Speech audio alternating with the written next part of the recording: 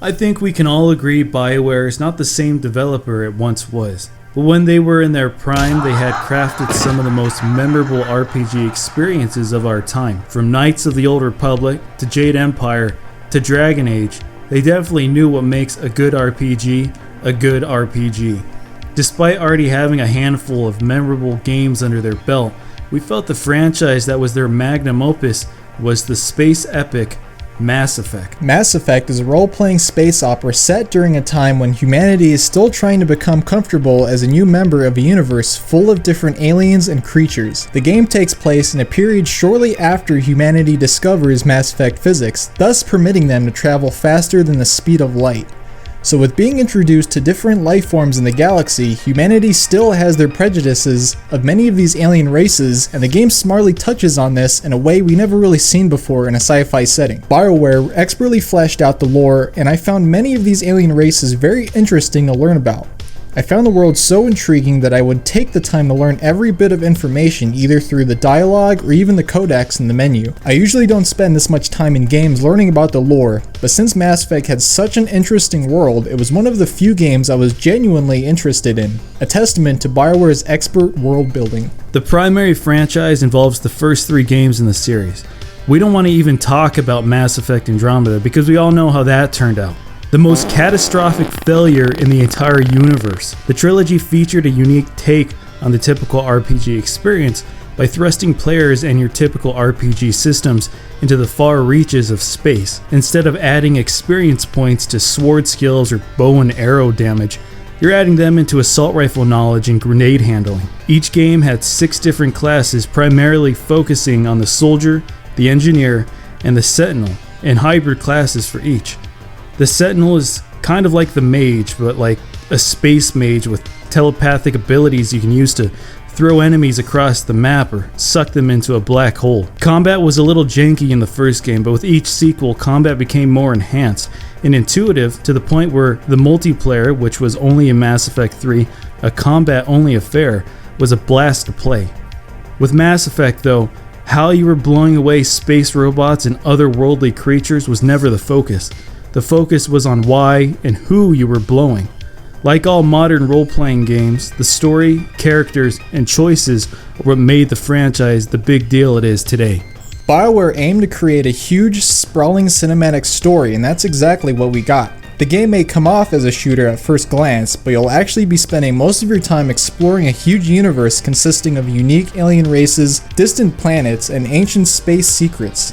In Mass Effect, the galaxy is run by numerous bodies of government known as the Citadel Council, which acts to regulate the many alien races inhabiting the galactic community. Without going into too much detail, you become involved in the galaxy's political affairs and a plot which could mean the end to all organic life. The lore truly makes Mass Effect stand out, as you'll be curious to learn about this strange world BioWare meticulously created with minute details in mind. While you can spend 8 hours reading through the codex, the best way to experience and learn about the world is to simply talk to all the NPCs. Just having a simple conversation with a strange-looking alien can provide details on the race's beliefs and way of life. The story for the entire franchise was on an epic scale, taking you to many different planets across many different solar systems.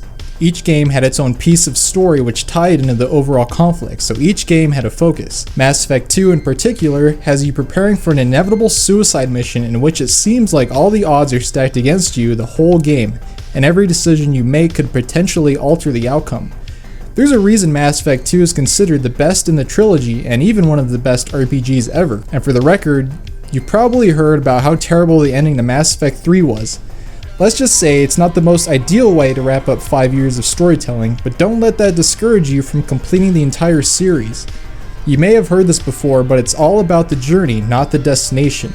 The trilogy's ending is epic nonetheless. As with many great RPGs, you need to have an ensemble of very interesting and likable characters, and Mass Effect does not disappoint. Every character and companion on your team had such a great story arc, and they all felt essential to the story. From alpha bro Krogans, to hyper-intelligent Solarians, to the mono-gendered race the Asari, who all carry a humanoid female appearance, they're all great. It's even better with the fact that these characters and the choices that affect them carry on through all 3 games. A great story is nothing without great characters, and the Mass Effect franchise never falls short on those. You meet Ashley Williams, a devout soldier who you can always count on to be by your side. Miranda Lawson, a Cerberus officer genetically modified to be perfect in every single way. Liara, an Asari scientist that is 106 years old, but considered barely legal for her age within her species. Jack, a notorious criminal, and the kind of bitch you want to stay out of their way. James Vega, a beefcake who sounds a lot like Freddie Prinze Jr., and Edie, a robot with giant knockers. These are just a few of the many colorful characters, and the only real reason I brought them up is because I desperately tried to romance all of them. Oh yeah, and many of the characters are so in depth that you can establish a romance with them to take the relationship even further.